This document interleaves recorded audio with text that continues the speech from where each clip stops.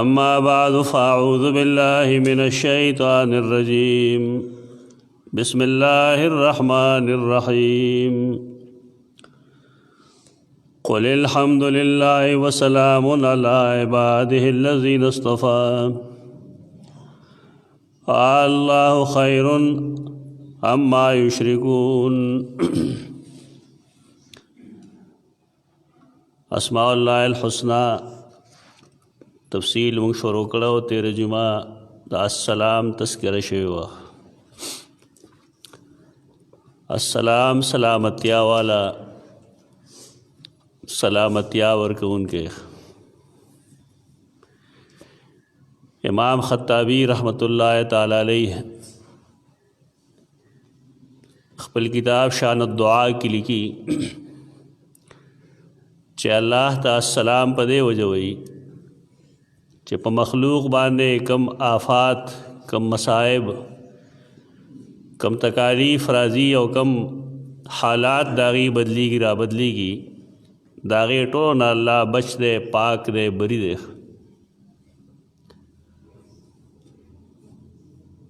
نور مفسرین دا وایي چې الله ته السلام په دې وجه وایي چې هغه خپله سلامتیا کې چاته محتاج نه دی، البته ټول مخلوق هغه ته سلامتیا کې محتاج دي. آیت کریمه کوم چې ما د سورۃ النمل لوستی دی هغه د دې دلیل دی چې سلام علی عباده الذین اصطفی. کم کسان چې الله منتخب کړي انبیاء علیهم السلام، هغوی سلامتیا ورکوونکي نه وو، بلکې هغوی په سلامتیا کې، په خپل حفاظت کې اللہ رب العزت ته محتاج ہو. قرآن کے بے شمیره آیات دا سشته دی چې پای کې د انبیاء علیهم السلام تذکره په دې بنیاد کړی ده. سلام علی ابراہیم، سلام علی نوح فی العالمین، سلام علی موسیٰ و ہارون، سلام علی الیاسین. دا قسم آیات قرآن مجید کې ډېر دي او دا ثابتی اللہ په دې بنیاد چې دا نیکان بندگان سلامتیا کې ما ته محتاج وو. او بیا د یو دوه انبیاءو تذکره په بل شان انداز کې کړی ده. سیدنا یحییٰ علیہ السلام په باره کې قرآن مجید دا فرمائی چې سلام علیہ یوم ولد و یوم یموت و یوم یبعث حیا. د انسان په مصائبو کې د گرفتارۍ درې اوقات دي. کله چې دی پیدا کېږي نو هم شیاطین، جنات، ابلیس د هغه دشمن وي. دارنګې د موت په وخت کې هم، د مرګ په وخت کې هم د تکلیف وي، د مصیبت راتلی شي. دا هم ممکن دا چې دی د اسلام نه علاوه په بل دین مړ شي،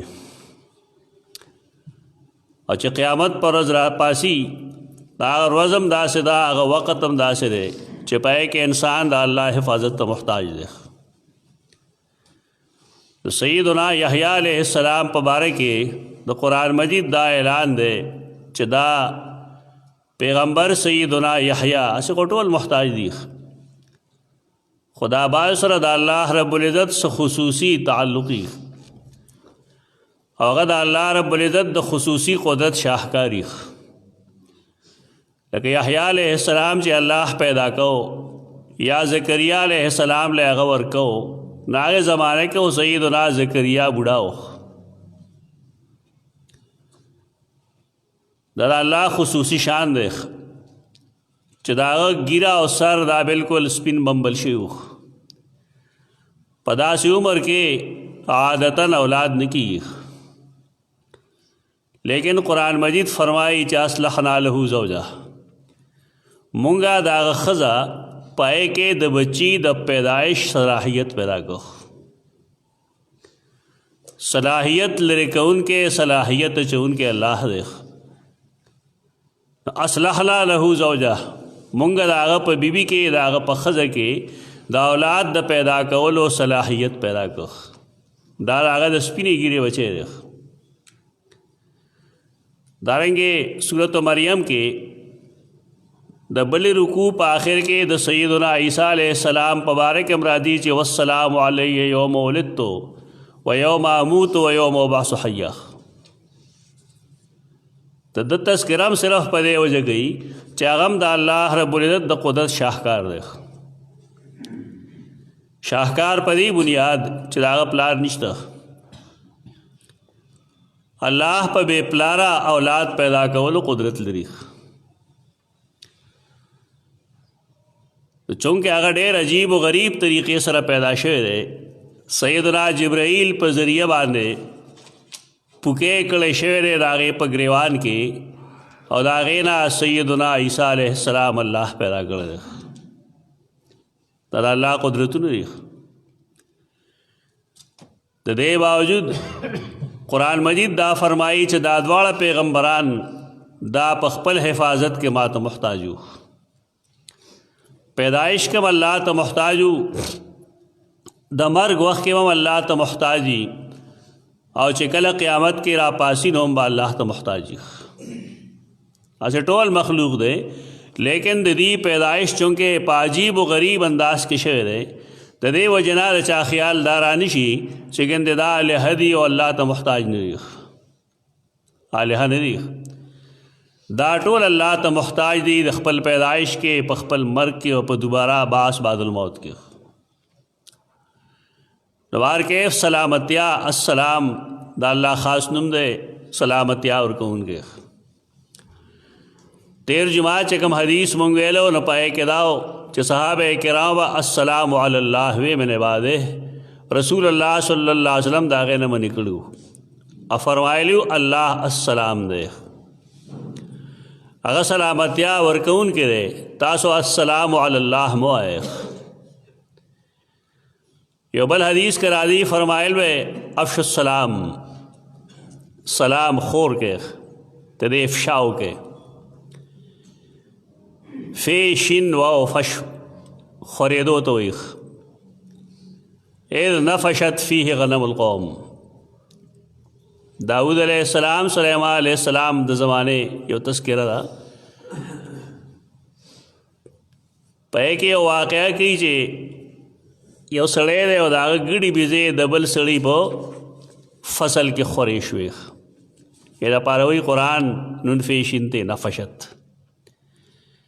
افشا منې خورول، خلک وایي فلانکي د راز افشا وکړه، یعنې هغه یې خور کړه. رسول الله صلی الله علیه وسلم فرمایي السلام خور کې. محدثین د دې دوه مطلب اخلي. یو دا چې السلام علیکم ویل خور کې د اسلام ثقافت، د اسلام تہذیب آپس کې د ملاویدو دپاره گڈ مارننگ یا گڈ نون نه، بلکې السلام علیکم وی دا خور کې افشا یو کې. د دې وجې نه د رسول الله صلی الله علیه وسلم په ژوند کې مونږ وینو چې ډېر کثرت سره السلام علیکم وی، ډېر کثرت سره. تر دې پورې چې کله کله به نبی کریم صلی الله علیه وسلم مر علی الصبیان فسلم علیهم، د ماشومانو یو ټولګي سره به تیر شو، هغې ته به السلام علیکم وویل.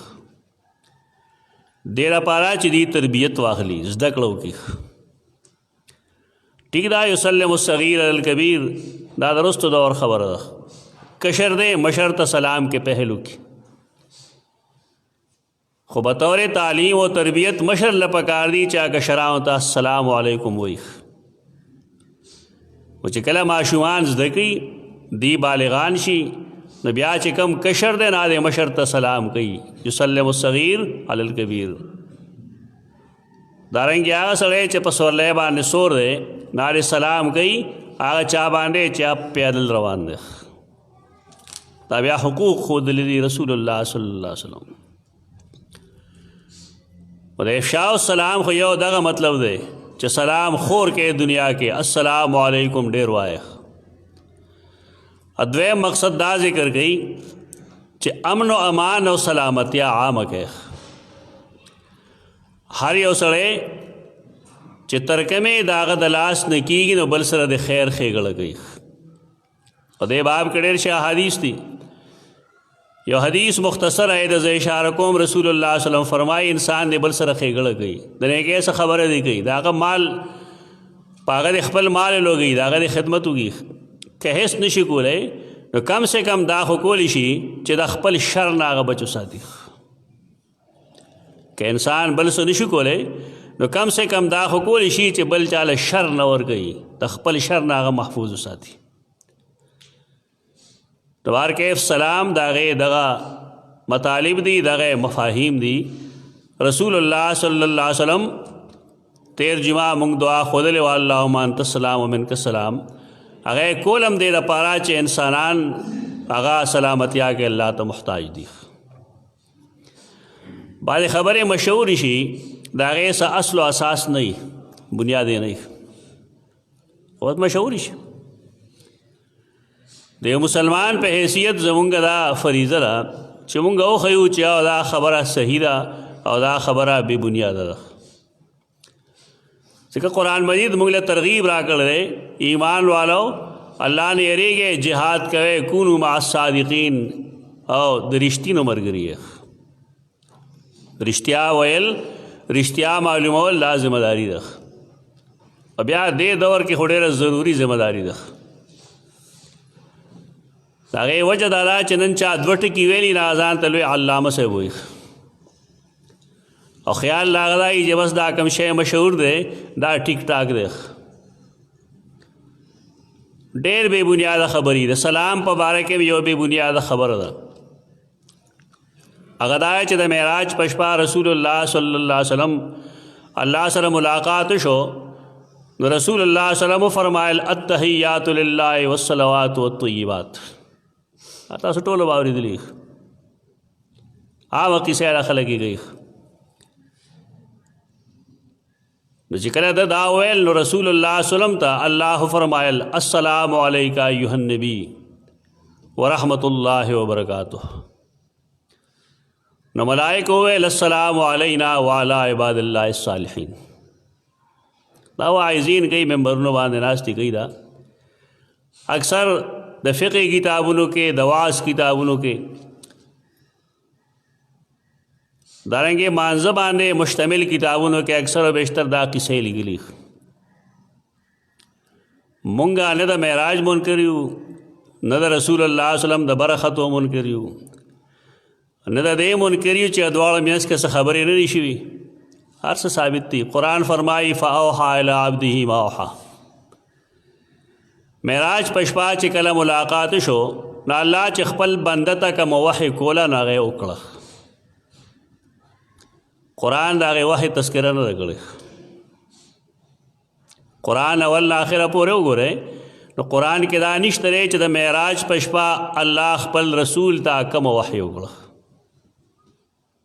قرآن خو دې نه خاموش ده. چې کله قرآن خاموش شو نو دویم څیز موږ سره دي احادیث د نبی کریم صلی الله علیه وسلم پکار دی چې موږ ته په هغې کې پته ولګېږي. نو په هغې کې د مونځ ذکر خو شته دی، په هغې کې د جنت او د جهنم د سیل ذکر خو شته دی، په هغې کې د جهنم د سزاګانو ذکر خو شته دی، په هغې کې د سیدنا عمر بن خطاب رضی الله عنه د کور ذکر خو شته دی، په هغې کې د دیم ذکر شته دی چې رسول الله صلی الله علیه وسلم هغه ته خپل کور ومخو. دا ټول تفصیلات صحیح دي، صحیحینو احادیثو کې شته دی. لیکن دا کومه قصې چې کوي خلک چې رسول الله دا فرمایل، الله دا فرمایل، ملائکو دا فرمایل، دا هیڅ د حدیث کتاب کې نشته. کله کله دا کیسې داسې مشهورې شي چې موږ مجبور شو په هغې باندې چې د هغې تحقیق وکړو. د هغې وجه دا ده چې د دین په نوم یو شی بې سنده خورېږي، ای ته دین نشي ویلی، ته بېدیني وایي. کله چې مونږ ووایو چې الله داسې وفرمایل، رسول الله داسې وفرمایل، او دا خبره دروغ نو بیا دلته سوالیه نښه دا ده چې که دا خبره صحیح وي بالفرض خو زه ټیک ده، خو که دا دروغ نو بیا یعنې یو سړی دومره بې حیا دی چې په الله هم دروغ وي او په رسول الله هم دروغ وي. اسوک چې دا وایي نو موږ به د هغه نه تپوس وکړو چې دا دنیا په مخ باندې کوم کتاب کې لیکلی او که چا لیکلی ده نو آیا د هغې سند شته دی؟ دا یو بنیادي خبره مسله دا ده چې کوم خلک په الله دروغ وایي د ځانه خبره کوي. یو سړی په رسول الله صلی الله علیه وسلم دروغ وایي د دې سړي ایمان کې خلل وي. دا دروغجنې قصه یې مه کوئ، د دې هېڅ بنیاد نشته.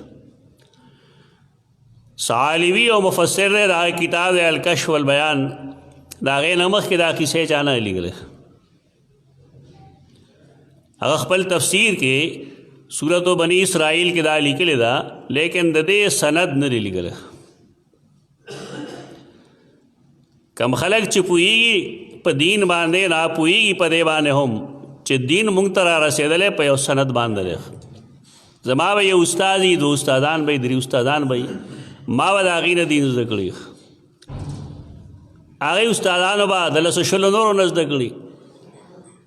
بره بزي دا کړی به رسېږي رسول الله صلی الله علیه وسلم ته. اوس که ما د خپلې خبرې سند ما ته نه معلوم یا چا لیکلی نه دی نو هغې ته دین نه شي ویلی. دا دین نه دی، دا په الله او په رسول دروغ دی. داسې مونږ په یو بل اعتماد وکړو او د هغې یو بل باندې د اعتماد د وجې مونږ بعضې خبرې بې بنیاده شروع کړو. دا ډېر لوی هلاکت باعث دی.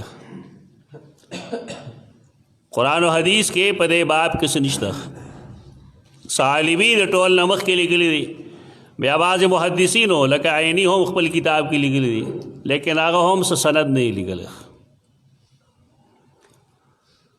خو چې کله د یو څیز سند نه دی ته دین نشي ویلی، دا دین نه دی. د دې خبرې نسبت رسول الله صلی الله علیه وسلم ته کول ګناه دی. الله تم د دې کول ګناه دی چې ته الله داسې ووایي. کوم ځای لیکلي؟ زمونږ یو همزول یې بالفرض مونږ هغه پسې یو داسې خبر وکړو چې هغه نه یې کړی، ستا په خیاله خوشحاله یي که خفه یي؟ هغه راضي که ناراضي؟ نو چې کله مونږ دومره سست شو، زمونږ خو د سستۍ حد نشته دی. بعضې خلک خاندي وي تحقیق څه ته وایي؟ تا څه لګیا تا چې تحقیق کوو تحقیق کوو؟ دې خلکو قرآن ویلی وی دیو پوه شوی وی چې ان جاءکم فاسق بنبأ فتبینوا مطلب څه دی؟ فاسق هغه چاته وي چې دا غوږونه کچوي، دا هر چا خبر اوري. یو کچه سړی که تاسو څه خبر راورسوي نو تاسو د هغې تبیین کوئ. د خبرې چې کله سړی خبره وکړي او کچوي نا خبره به نه منې، خو چې کله سره سړی نه وي پکې نه به څنګه منې؟ اسناد خو سړی دی. چې کله افراد نه دي موجود نو څنګه مونږ کیسه تسلیم کړو چې دا خبره ټیک ده؟ خلق چې دا ووري دا ورته ناشنا لګي، دا هېڅ ناشنا نه ده. محدثینو په دې کلام کړی دی، دی لیکلي هم دي چې دا دروغ دي. ولې سړی الله ته او رسول ته داسې یو نسبت وکړي؟ نو وارکې دا تحیات چې کومه قصه ده دا ثابت نه ده. که سړی ثابتوي نو دا د وحی نه ثابته کېږي. ځکه معراج شوی دی اسمانونو د پاسه، سدرة المنتهى پورې سیدنا جبرائیل تللی، هغې نه مخکې هغه هم نشه تللی. دغه ځای خبر دې سړي ته چا راورسو؟ دا خو یو غټه خبره ده. په دې خو یو ماشوم هم پوهېږي چې د اسمان نه پورته یو مسله شوې ده. نو پکار دی چې هغه الله موږ ته قرآن کې ولیکي، یا پکار دی چې نبی کریم صلی الله علیه وسلم په حدیث کې موجود دي. نو چې یو قصه نه قرآن مجید کې ده نه په حدیث کې شته، د دې سړي د کوم ځای نه بیان کړه؟ دا د ګستاخۍ زمره کې خلک راولي چې دا جي د ټول امت مخالفت دی. د امت مخالفت ته تاسو د الله او د رسول مخالفت کړ. ثعالبي نه مخکې دې تذکره نه ملاویږي. الله تعالی سلام وی په دې بنیاد چې هغه سلامتیا ورکوونکی دی. رسول الله صلی الله علیه وسلم هغه مونږ ته د شپې دپاره یو دعا ښودلې ده، او مونږ ته یې فرمایلی دي چې کله سړی ماسخوتن سملي او دا دعا وکړي چې اللهم اسلمت نفسي الیک وفوضت امری الیک والجأت ظهری الیک رغبتا ورهبتا الیک اللهم لا ملجا ولا منجا منك الا الیک آمنت بکتابک الذی انزلت وبنبیک الذی ارسلت.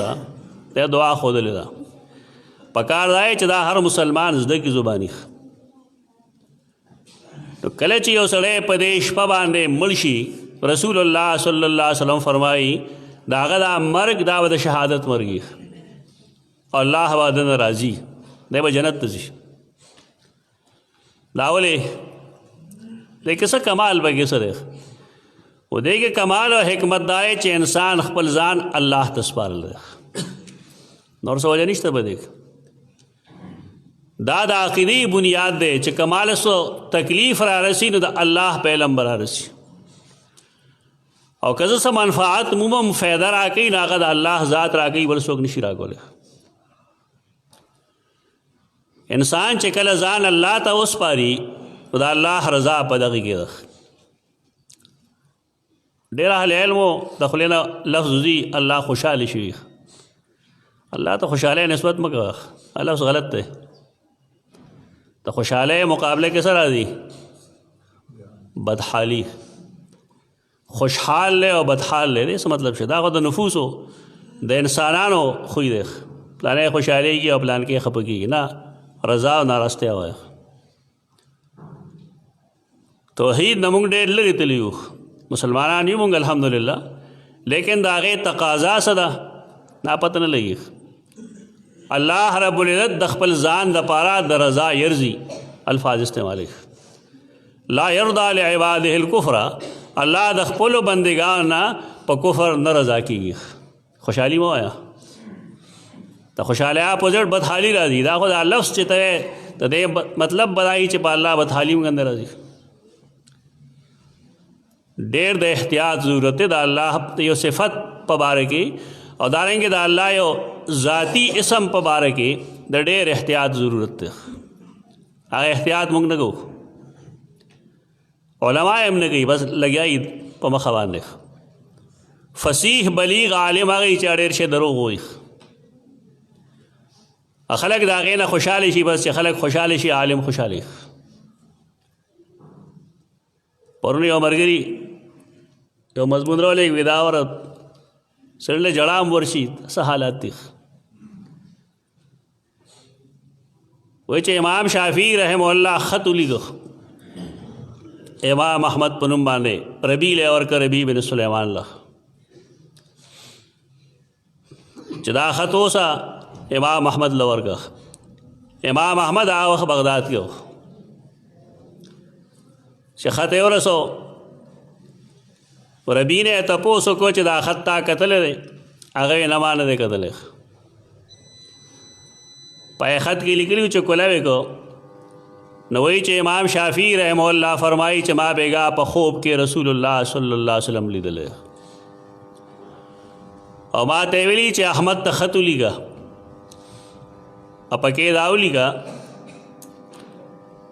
چې ما بیګا رسول الله صلی الله علیه وسلم سره ملاقات شوی دی په خوب کې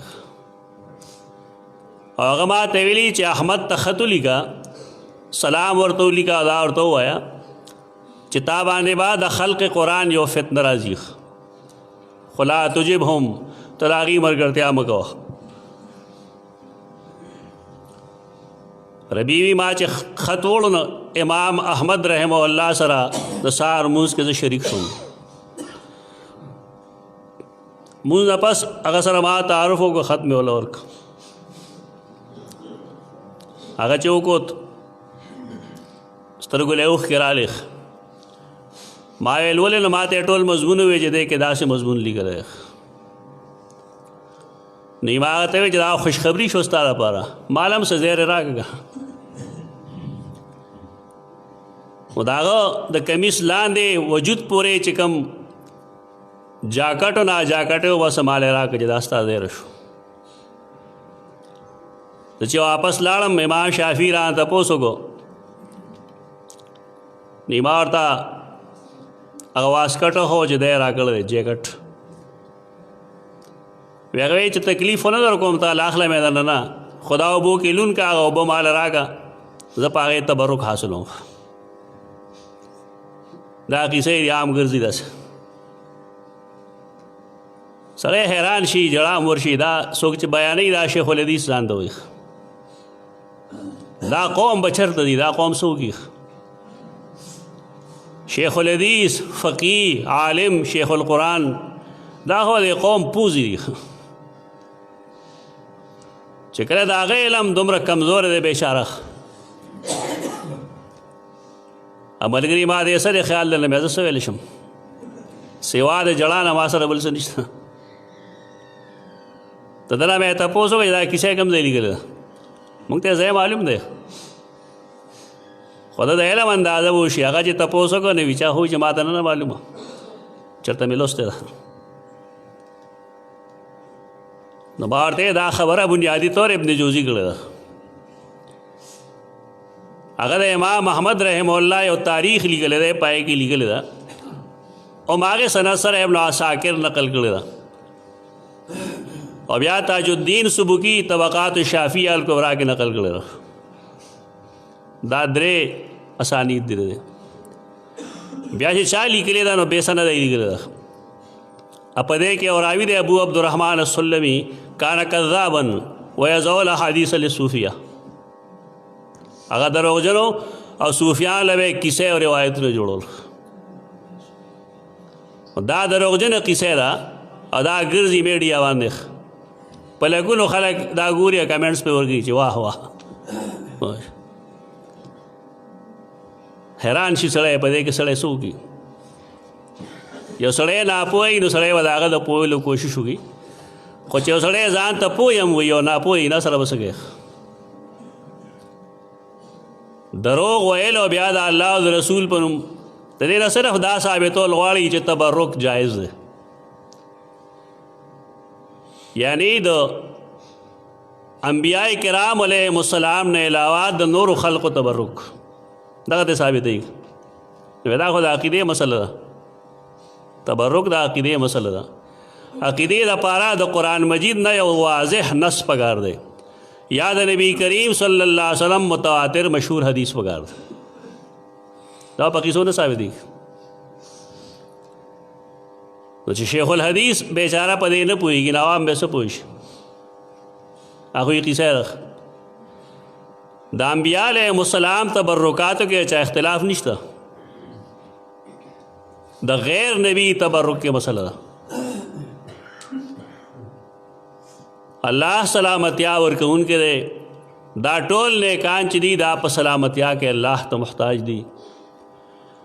رسول الله صلی الله علیه وسلم داغه حالات چې انسان وګوري حیران شي.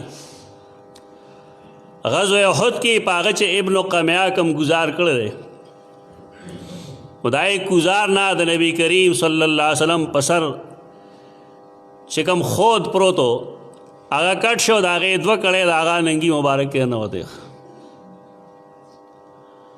او هغه دومره سخت نښتې وې چې کوم صحابي هغه راوښکل نو د هغه غاښونه ورسره دوه مات شو. دا کیسه خو ډېر رقت آمیز د انسان تباه کوي. انسان کې چې ایمان وي نه دا سوچ کوي چې آخر د نبی جرم څه ګناه څه. لیکن زه په دې بنیاد نه یم ځکه زه دغه شان ویلی نه شم. خو سوال دا چې دا نبی صلی الله علیه وسلم دغه وخت کې الله د خوښه وده د هغه رضا وده چې ته یې تکلیف ملو شي. په دې وجه السلام هغه الله دی هغه رسول الله صلی الله علیه وسلم نه دی.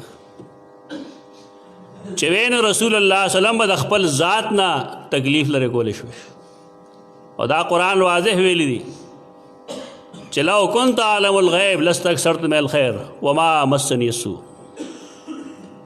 که ما ته د غیب علم وی ما به ډېر خیر جمع کړی ما ته به چېرته تکلیف نه وی رسېدلی. خلک څه وایي جی د پیغمبر علیه السلام دا تکالیف اختیاري دي. تا قرآن ویل دی اختیاري دا مطلب چې په دې هغې رضا و چې داسې دي وشي خیر دی دا یې پخپله کول ځان سره پته نه لګېږي دا خلک قرآن وایي که نه وایي. د نبی کریم صلی الله علیه وسلم تکالیف اختیاری نه دي، هغه غیر اختیاری دي. څنګه چې دا زخم راغی غیر اختیاری، تو دارنګه دا هغه فقر، دا هغه غربت، دا ټول غیر اختیاری دي، اختیاری نه دي. هغه خلق د قرآن او حدیث مذاق اړاوي چې د هغې خیال لا دا ټول اختیاري دي. الفقر فخری دا حدیث ته کوم ځای لیکلی؟ رسول الله صلی الله علیه وسلم به چېرته فخر نه کو، لوی به یې نه کوله،